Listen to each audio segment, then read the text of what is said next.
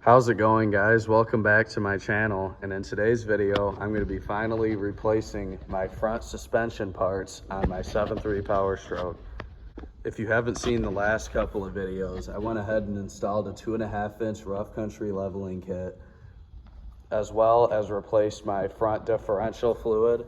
And now to finish off this little front end project, I'm going to be replacing my tie rod and drag link using a set that I got from Detroit Axle, which is not sponsored, but it was priced reasonable in my opinion, and it has a 10-year warranty, so I figured I would give these guys a shot. So looking from underneath the truck, just to get this out of the way, one of the bolts was rounded off on my front differential cover, so to get it out I had to weld a nut to it and pull it out that way. And to get room, I did remove this bar here, which, as you could see, I had to cut it because the cotter pin broke off, so I couldn't spin the bolt. But basically, if I step back here, you're going to be looking at two main parts of the steering that is going to have to do with your alignment. And if that was not cut, I'd be able to show you better, but I can still show you on this one here the amount of slop in them, as well as the fact that I need a new alignment, and there's no way the alignment guy is going to be able to do it with it being this rusty. So that it's a guaranteed need for replacement. Anyway, this bottom one here is going to be your tie rod. That's going to go from both steering knuckles back and forth with that adjustment sleeve in the middle. And then this bar here, you tighten so that way once your alignment's done, it can't move. If those bolts were to be a little loose or something, it helps keep it in place. And then right here, this upper one that connects into your tie rod and goes up to your steering pitman arm is going to be your drag link, and it has the same adjustable sleeve in there as well. And then down here, this is, I believe, aftermarket, but I do have a steering shock, which I guess I'll have to check if that's any good while it's off. It'll probably end up needing replaced too, but hopefully not. And then this final one up here, which does not get replaced in a front steering suspension rebuild, is going to be your track bar, and that's a new aftermarket one with my leveling kit, but you won't need to replace that for steering purposes. So I've taken these apart a few different ways. Usually I'll take it apart in individual pieces, but honestly I think that's a lot harder than taking it out all in one big piece, just because all these joints right here, believe it or not, even with that nut removed, they're like stuck in there, rusted in there, really hard to get out. So I'm going to go ahead and try to remove it in one big piece, but first it looks like I'm going to have to take this shock off, because the shock is actually going to our tie rod, and it looks like it hooks into our axle here, so let's go ahead and pop that out.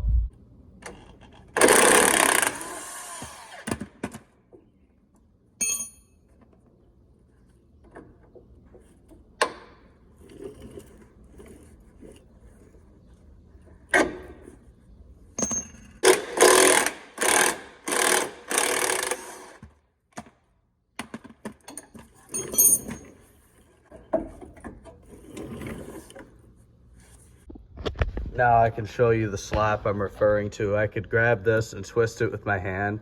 You shouldn't be able to move this at all, and look at how much slop is in there. So anyway, I'm gonna go ahead and take out this 21 millimeter, that 21 millimeter, and that one's already been cut off, but you guys will have to take that one off as well.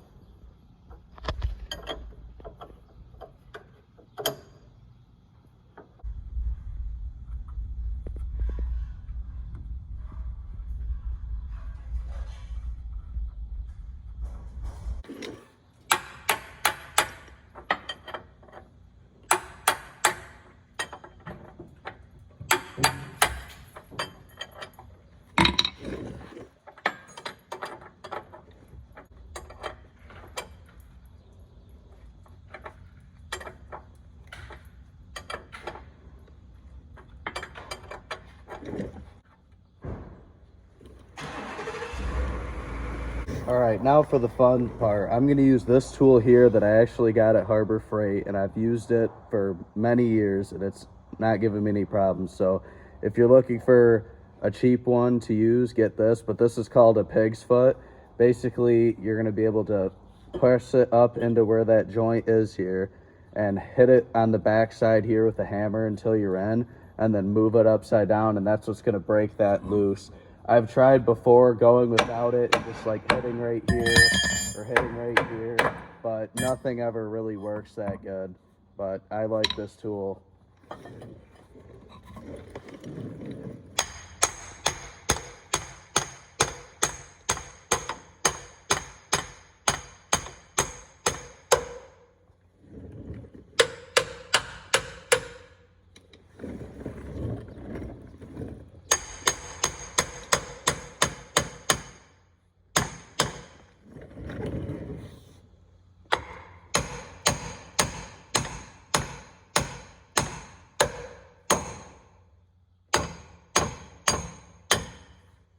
And I think before I even pried it, I already got it, as you can see. As it goes in, it gets bigger, so it helps pry it that way too. But usually I got to get it in and then finesse it up and down, but it looks like this one's going to come right out for us. Go ahead and give this one the same hits. That popped out easier than I expected. The red 9973 I had was a plow truck, and it was pretty rusty underneath, and it was like an all-day event of beating on those to get them out. I can't believe how easy all this is coming out. Hopefully I don't smash my hands, but it's out all in one big piece. Here it is sitting on the floor, our complete assembly. It's funny because I know I've had times where just removing these parts has taken several hours, but I did this one here in less than 10 minutes, so I'm not complaining. All right, so here's everything that came in the kit. Plus, right here, I also have these, which can just go on the shelf for probably many years. They are the sway bar links, which that'd be a good wear item to replace, but I actually just put new ones on my truck last winter. Anyway, those are 2 bolts, they're simple. But here's everything that I'm gonna need to install for the steering rebuild.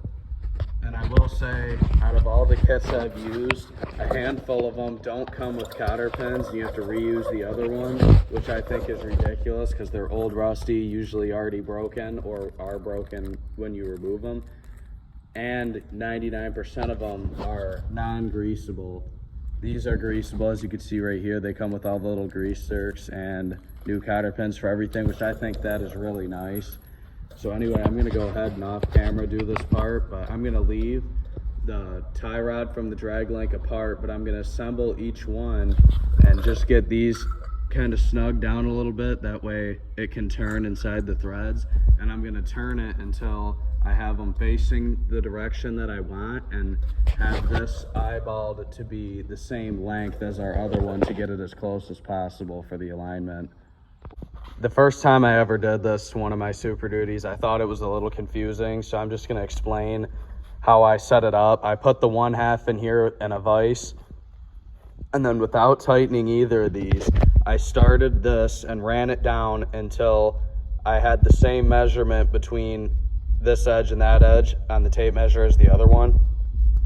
And then once I got that right measurement, I tightened this one down and then put this one in, because this piece here, they're left-hand threads on one side and then normal right-hand threads on the other, because as you adjust this when it's on the truck, it's going to be basically making the bar longer or shorter.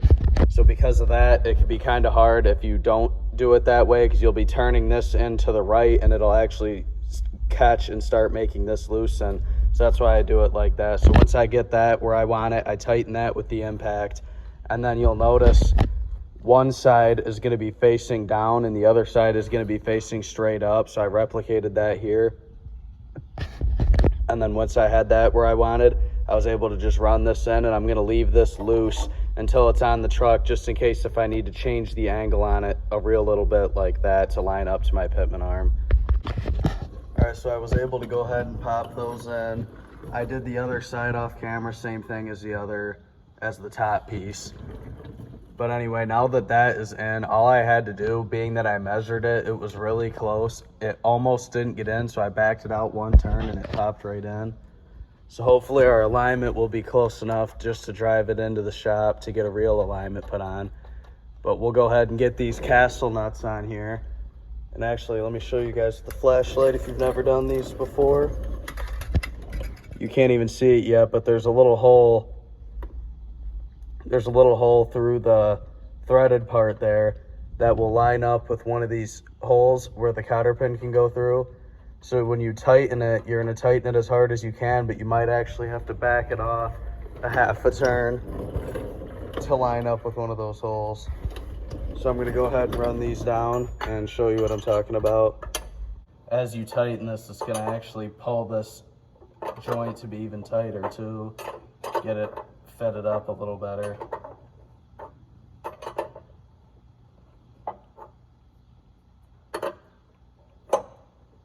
So I actually lied. The location of that little hole, as you can see if the camera will focus, is not when it's all the way tight. But I'm going to go ahead and draw this up as much as I can and still be able to get the cotter pin in without it being too far to the point where it won't reach anything, which is going to be just about right now.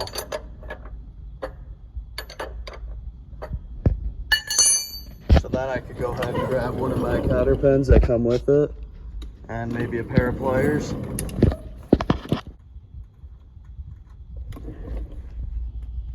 Slip that in and then bend it so it can't pop back out. And this is going to keep your nut holding this on from ever getting loose on you. So now that can never move, and I'll repeat that on the other side. Okay, so I finished getting all that installed. Everything's tight, all the cotter pins are in, and I also made sure to tighten both adjustment sleeves really good at the impact because I'm gonna have to drive the truck. And that's because the next step of this is gonna be to drive it to the shop to get professional front end alignment. I've seen guys make videos doing their own DIY adjustments and try to get it close. But even if you think you got it close, you still could have uneven tire wear. And I want it to be perfect, not just close for the driving straight aspect of it too. So I'm gonna go ahead and get this thing to a mechanic shop of some sort to get it up on the alignment rack. So I'll pick up with you guys then. I just got back from the alignment shop. I took it to Bell Tire just because I've had alignments done there in the past and they usually do a good job, and this time is no exception. And on the way home from there, I went ahead and picked up a new steering stabilizer shock. So we're gonna go ahead and throw in our new one, which means that I'll have to go out to my scrap pile and steal the bracket off of my original tie rod to get that installed. These are luckily just held on by 2 U-bolts so we could zip off real fast with the impact.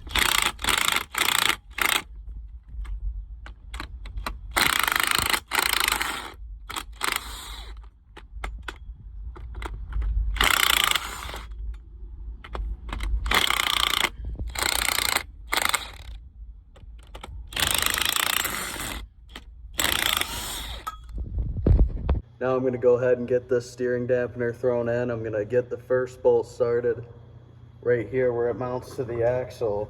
And then I'm going to stretch it out / compress it as needed until it's about halfway extended. And that's where I'll know what area to throw my U-bolts in to hold the other side of it.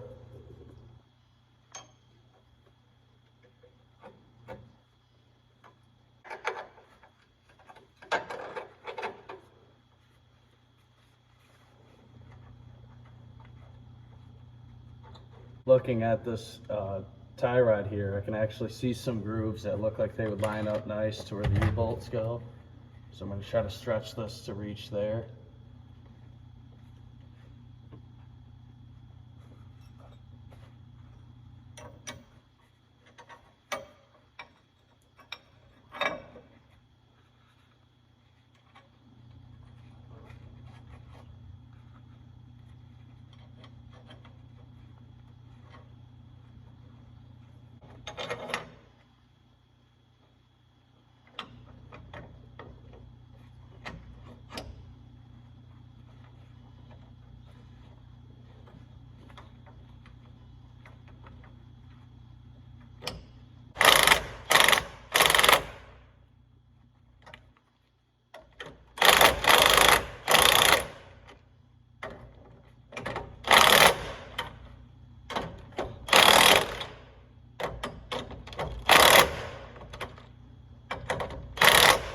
and I went ahead and tightened down the 2 mounting bolts for the steering shock itself, and that'll complete our front end rebuild. Everything is in tight and aligned, and the truck steers perfect, rides really nice since I did the new rough country springs and shocks all the way around.